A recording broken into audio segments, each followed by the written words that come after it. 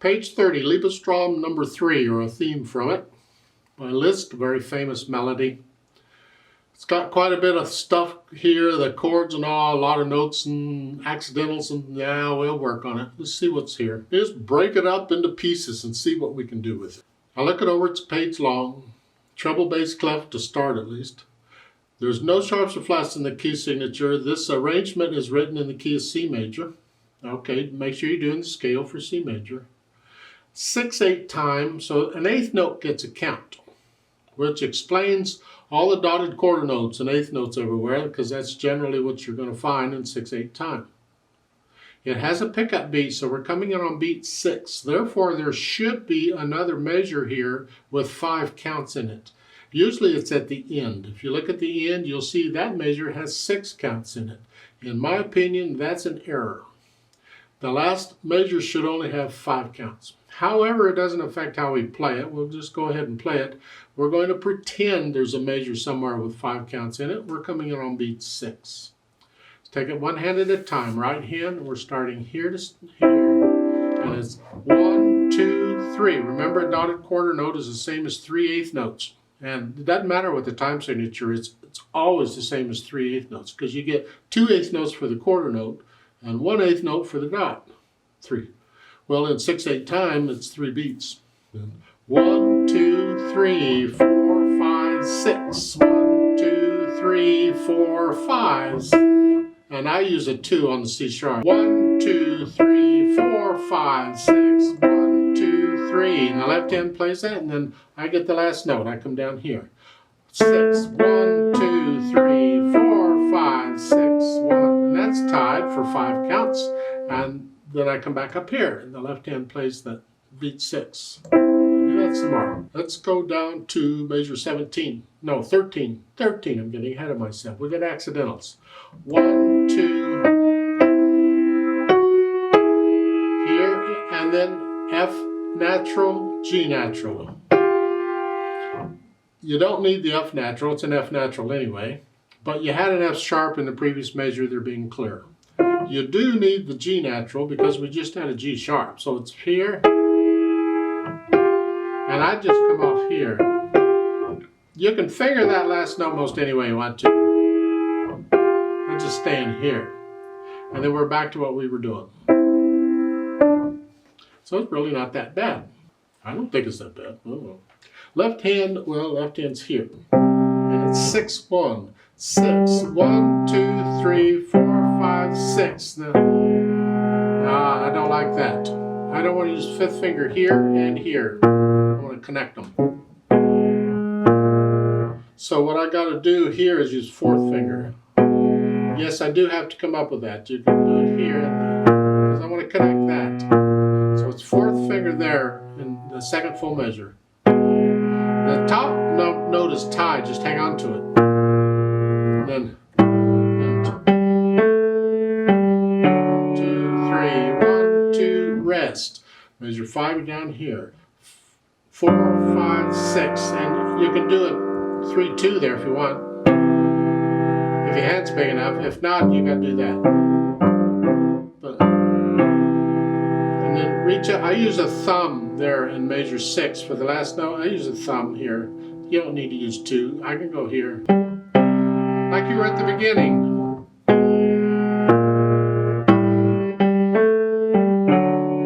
Whatever. Measure 11, you don't need a natural sign in front of the F, but you just had an F sharp in the other measure. They're just being clear. It doesn't hurt anything being there. It's okay. Going on, measure 13. They want here and then crossover. Crossover. I want to connect that note. I want to connect that. You're saying why? Well, a couple reasons. I want the hands to do the job, and this is connected, it's smooth. But more important, I can feel my way around the keyboard this way. I can feel this. And the little fingers just want. I can feel that where it is. I don't even have to look at the keyboard. Then here, measure 17, and then a 2, getting ready for measure 18. And and they want a 2 at the end of measure 18. That's fine because I'm using thumb here. And then 5-1 again like you were at the beginning. Okay. Last line, you're here to start. In measure 21, you come down here, and then here. Now here they want 3. I'm going to lift up and move for that.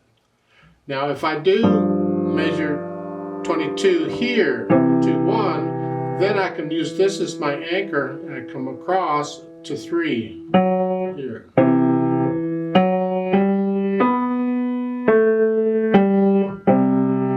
Different ways of fingering it. I mean, there are other fingerings and other techniques we can use, but let's try and keep this simple. I suggest maybe in measure 22, go ahead and finger that 2-1. This way it's a little easier to go on. So once I have a fingering sort of worked out for the hands, then I'll try and put them together. And I'll hesitate, that's okay. I just here. Everything's tied but the bottom note here. And the little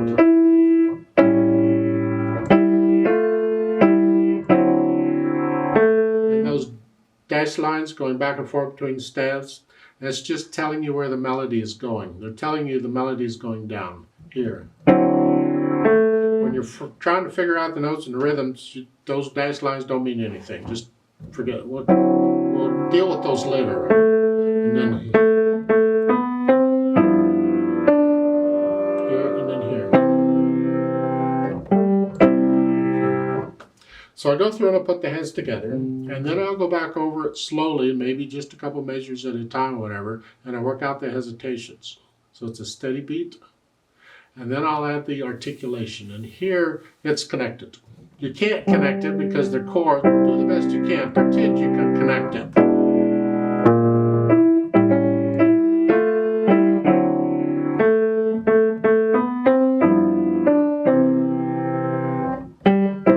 On measure 6, lift up. It's a new phrase there, like taking a breath.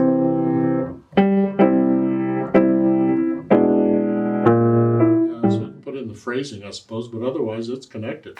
Now in measure 16, you have the fermata. Hang on to that as long as it feels right. If I do it with a metronome, I'll hold it for 4 counts instead of 2, and then go on. And then at the end, last line, last 2 measures, you get the rolled chords. Remember, the rolled chord is whoop. Rolled chord. Well, 2 notes, that's all right, just one and then the other. And then here. And this is a good example of a rolled chord that's not done bloop. They can be different speeds. You can have slow rolled chords. It's up to you, it's interpretation. And so here it's a very gentle piece. We're coming down to a slide. I play those more like 8th notes. And at the end, those I really slow that rolled chord down. There's a polka writ there you're slowing down. You can even continue to retard in a rolled chord. Like each note just gets a little slower and slower. Yeah, that's fine. So I recommend you do that. Very slow here, very deliberate on that chord. I would not do. To me, it's out of character. We want a gentle, going to sleep thing. It's don't rush it. Then the dynamics apply to the melody, and that gets a little bit tricky. So you just do the best you can here. The melody.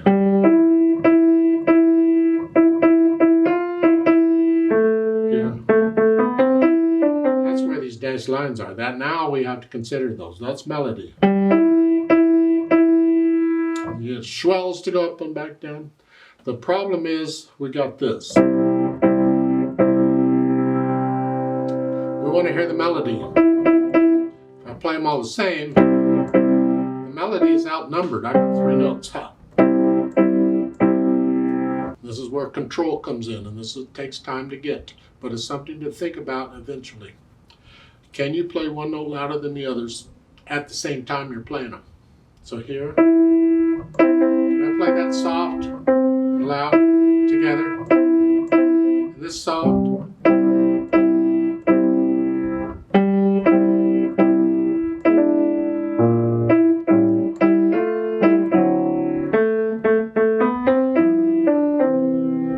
The melody, and that takes time because it takes control.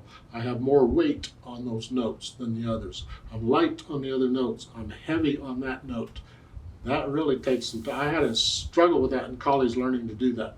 As far as the speed goes, it's the overall feel again. It's not the speed of the beat, because we want to feel as a 1, 2, kind of a gentle swing.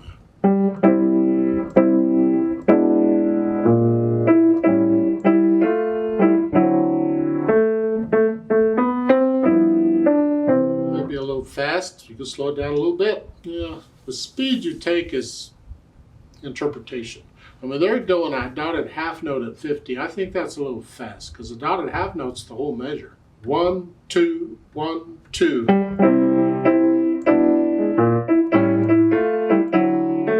And that's just way off. In my opinion, that's an error. No way that should be that fast. But no, we're not doing a dotted half note at 50. You can consider a dotted quarter note at 50 and makes your 1, 2, 1. 1, 2. And that's still a little fast. I think it should be a little slower. Listen to recordings of the professionals playing this, and you get it. 1, 2, 3, 1, 2. 1, 2, 3, 4, 5, 6, 1. That's the slow feel, even though you're going 1, 2, 3, 4, 5, 6. Again, it's not the speed of the beat, it's the feel of the piece. Now measure 16, there is a retard on note. 1, 2. And then you hold on to it, and then the odd tempo in measure 17 should be on the pickup beat. Otherwise this pickup beat would last longer because you're still slow. No, the pickup beat starts at the phrase. The tempo starts at the phrase. Something starts at the phrase, I don't know. Now they've added pedal, and we certainly need pedal because this is too choppy. I can't connect it. We need pedal to help us connect it. We also want the overtones because you got time to hear this. It's very pretty. It's going to be overlapping pedal or lag pedal. The notes go down first, then the pedal. And when I change the pedal, and I'm changing the pedal with a harmony, it's right after I play the notes, so it overlaps just a little bit. But I have to be careful because I don't want to smear the melody. We have to listen to that. First, we'll try the pedaling as it's marked and see if that works. Sometimes it does, sometimes it doesn't. So at the beginning, we have a problem already. I can't connect this. There's silence in between them because I have to play the note again. I want to connect it. That needs to be connected. So I'm going to pedal the pickup note. And I don't need to change it at the bar line because it's the same harmony. Change it after you play the note.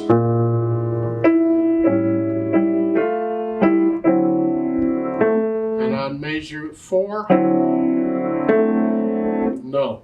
Lift the pedal up with the eighth, with that note. Let that be by itself. And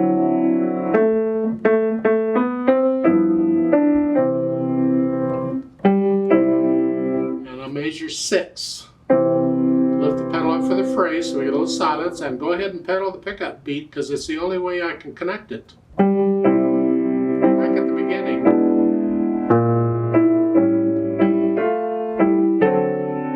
Measure 10, lift the pedal up so we get a little silence. It's a new phrase. Again.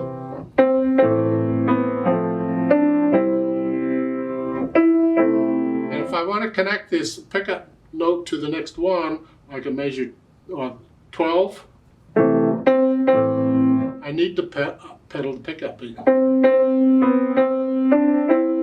So anytime I get a pickup beat that I cannot connect, I'm going to pedal it. This is back to pickup to measure 13.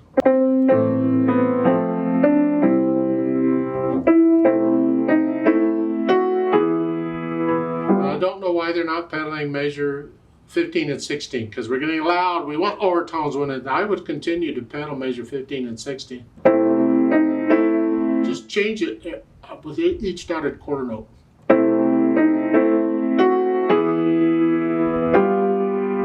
Here, and then lift it up so you get a little silence and pedal the pickup and the bow. So they quit showing you the pedaling on that third line. I think that's an error. I think they just left it out and they didn't mean to. You're going to pedal that third line like you've been pedaling the rest of it. The last line, you can pedal the pickup beat, but just the pickup beat, because we don't want to smear it. We don't want all that. So just the 2 A's, and then lift it up.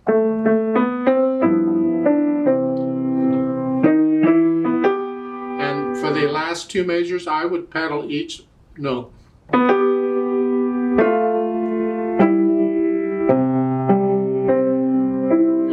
Pedal on every note.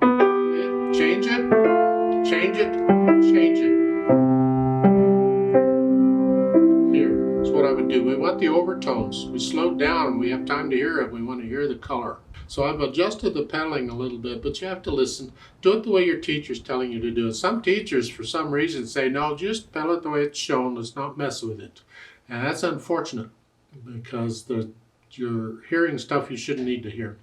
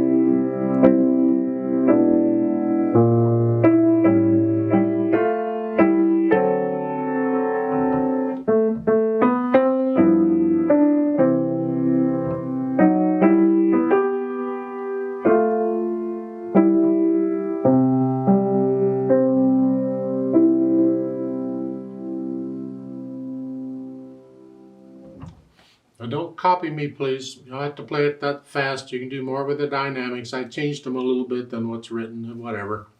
Feel it. Let's play this together very slowly and check the notes and the rhythms. I'm not going to do lots of softs. The fermata on measure 16, I'm going to hold that 4 counts instead of 2. And at the end, I'm going to hold that fermata 12 counts instead of 6. I just double it, whatever it is. I'm going to pedal it as I suggested. I'll give us 5 counts. 1, 2, 3, ready, go. 2, 3, 2, 3, 2, 3, 2, 2, 2, 2, 3, 1, 2.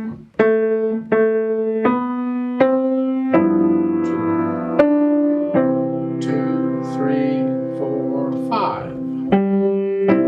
2, 3, 6. 2, 3,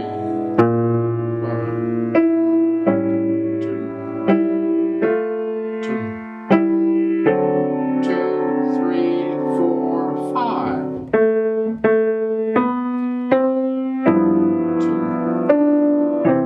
2, 3, 4, 5.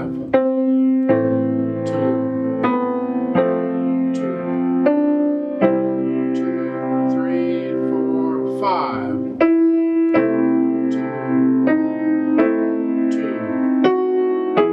2, 3, 4, 5. Hold, go on. 2, 3, 6. 2, 3, 5. 2, 2, 3, 4, 5.